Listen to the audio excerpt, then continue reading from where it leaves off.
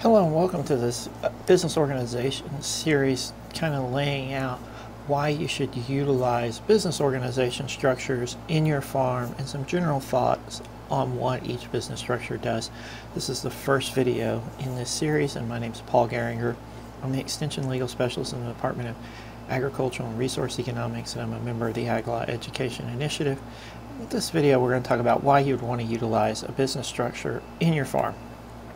In the start, we want to look at, kind of how are these entities already used on the farms in Maryland. So you look at the charts that I put together, and you can see that the individual or family type farm, which is also going to be known as a sole proprietorship as we go along with the next video, control basically the majority of the farms in Maryland. They control the majority of the acres, and they control the majority of the value of production.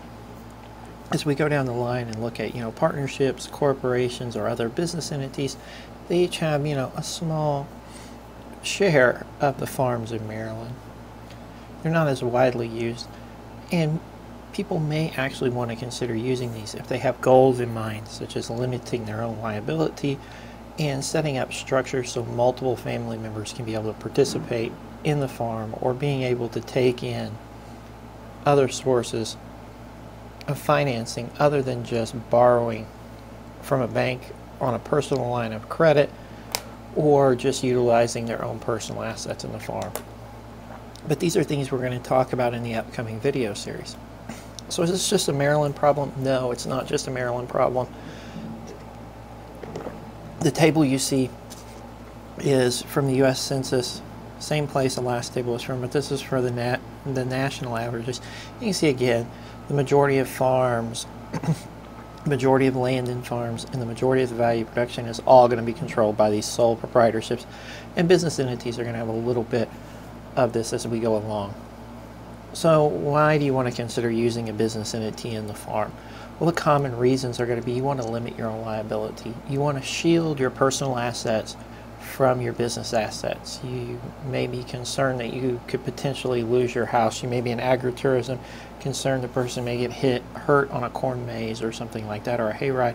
You could potentially lose your house. This is one way to shield your house and your other personal assets from the farm business itself. The other reason is the business can continue on from generation to generation. And what I mean by that is I realize, people may have had farmland in the family for many generations, but as we're going to talk about with each one of these business entities, especially with the sole proprietorship, the current business ends whenever the current owner either passes away or gives it to another person. So there may be times we want to utilize a business entity that will continue on until it's terminated, to where that business entity can build up the capital, can build up the equity, can build up the good financial standing to where it can endure for generations down the road, and not just the farmland. As we talk about these, the ones we're going to talk about in the video series are sole proprietorships, partnerships, both general and limited partnerships, limited liability companies, corporations, cooperatives, and then something that most states, including Maryland, have is this idea of a family farm business, and what are the steps you have to go through in each one of these to set one up, and what are the pros and cons of each one of these. And we're going to talk about each one of these throughout this video series. The other thing to point out is all of what we're talking about, myself and Ashley Newhall will be doing some of these videos as well, is we put together a fact sheet over this topic, and it's going to provide more detail for you as you go along, and you want to consider which business entity to use.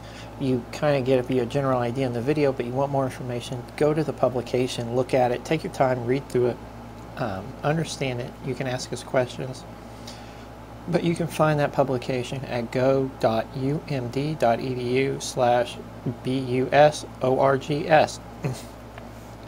Thank you for watching this video.